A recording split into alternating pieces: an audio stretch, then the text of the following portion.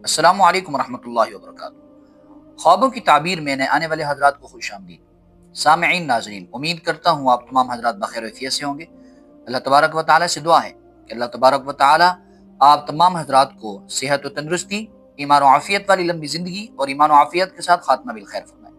سامعین ناظرین، آج ہم پھر سے آپ کے لیے خوابوں کی تعبیر کے حوالے سے نئی ویڈیو لائے ہیں۔ امید کرتا ہوں یہ ویڈیو آپ کے لیے نفع مند ثابت ہوگی۔ سامعین ناظرین، اللہ تبارک و تعالی اپنے حبیب نبی پاک علیہ الصلوۃ والسلام کے صدقے آپ سب پر اپنا خصوصی کرم فضل رحمت فرمائے۔